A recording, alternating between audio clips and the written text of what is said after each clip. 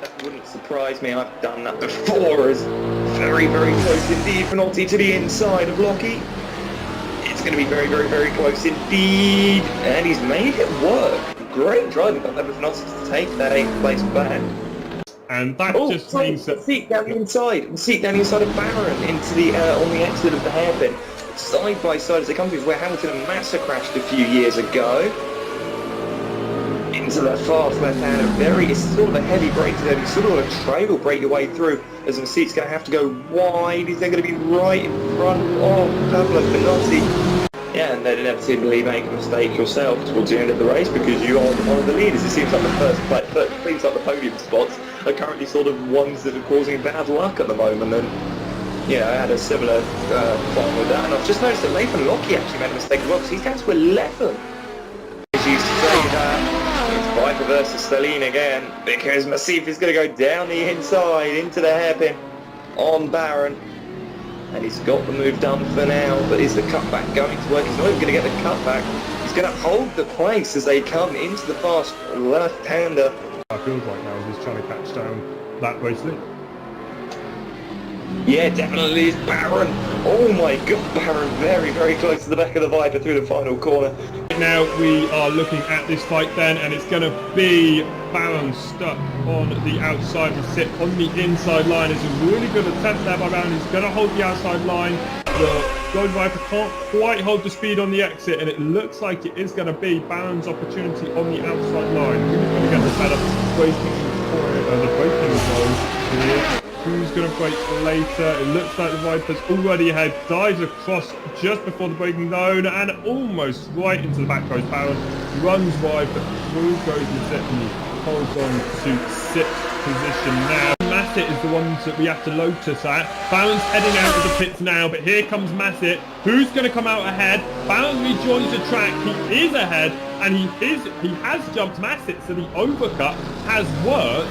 Bearing in mind they've gone the entire first 45 minutes of the race within a second of each other. They're now 3 seconds, and Baron has jumped Masset, so the 1 lap later is coming in towards the final sector of the lap.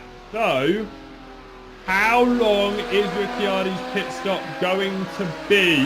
And will Van der Geest actually be able to jump? We know Van der Geest's pit stop was extremely quick compared to Pike, but what will Ricciardi's be? He's pitted a little bit later, about 10 minutes later than Van der Geest. That'll be less fuel needed in the car, but what is it going to be? Ricciardi still at a stop. I am back.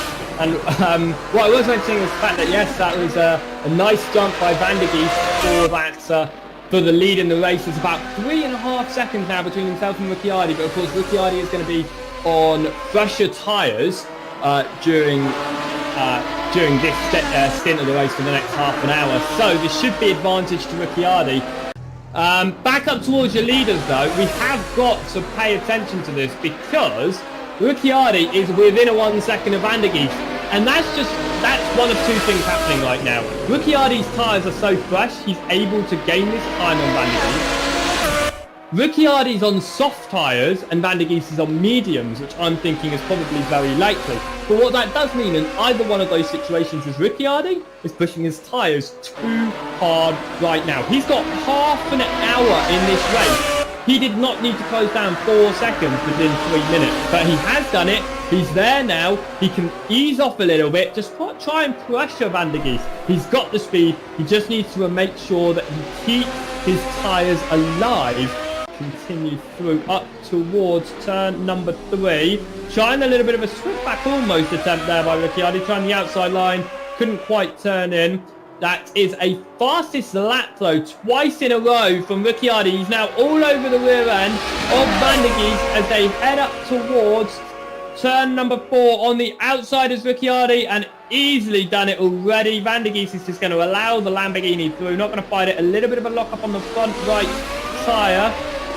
Back marker jumping out of the way though off the track for the 2 race leaders. In fact, that's really allowed Van der Geest to get all over the rear of Ricciardi there, slightly different racing lines, but that was a really good advantage to Van der Geest as the back marker jumped out of the way, slowed down Ricciardi ever so slightly. And I don't know, I think the way, how quickly Van der Geest caught up, I think he had a bit of a off-putting moment into the next turn. I don't think he was expecting to get so close, it might have scared him a little bit. He pushes it to the curbing on the outside as well. He's really using every single part of this track that he possibly can, trying to make the track as wide as possible in his pursuit to get past Hill as they continue on through. Very close over the rear end now. Oh, slightly off the track goes Londes. He still remains straight, but he's lost a little bit of time. Lockie to the outside of Hill.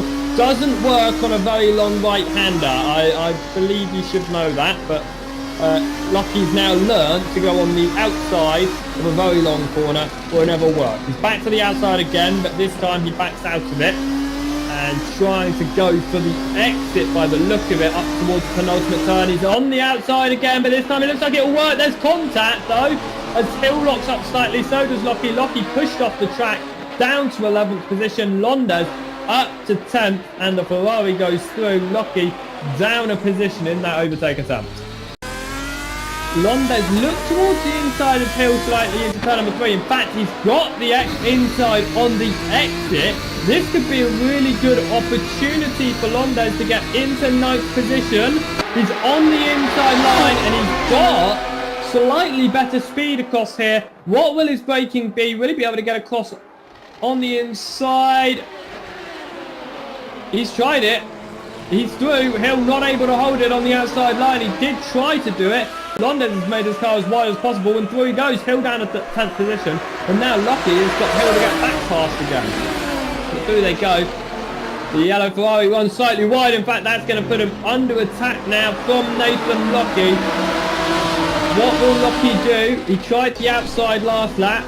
Will he try the outside again this lap? He's going to do it as he swings to the inside line on the exit of the turn. This might actually work. He's got a little bit of overlap on the car. He's hanging it around the outside. The Ferrari trying to keep the speed up. In fact, he was squeezed out a little bit, but that's because he's tried to switch back to the other side of the track. That's the right-hand side of the track. He's on the outside once more. Brakes early once again. He's going to go for the exit for sure. Going to try that inside. Surely up towards penultimate turn. No, he can't do it because Londes goes defensive. He tries the outside again. There's a little bit of contact. Only a tap this time though. They're back on. Continuing again. Hill slightly wide to the inside line. Sorry, Lockie slightly wide to the inside line. Hill running the normal line. But that has allowed Londes to pull away ever so slightly from this fight. Hill remaining in 10th. Lockie stuck in 11th right now. Faster in this part of the course. He's back to the outside line again. Once again brakes early. We know what's going to happen here. He's going to try the inside. Hill's going to go defensive, and then Lockie's going to go to the outside line again. Yeah, there you go. It's happened again. Not quite got any overlap this time. Maybe the switchback attempt there. Let me see who suggested Spa at night. It was...